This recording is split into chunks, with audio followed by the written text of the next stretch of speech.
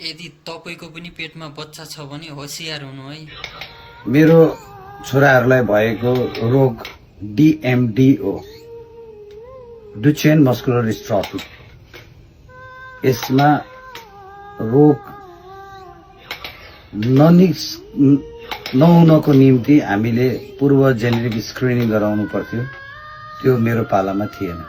अब तपाईहरुको पालामा छ। कृपया नयाँ आमाले अनिवार्य रूपमा जेनेटिक स्क्रिनिङ गराउनुस्, किनभने DMD को अहिलेसम्म उपचार भन्ने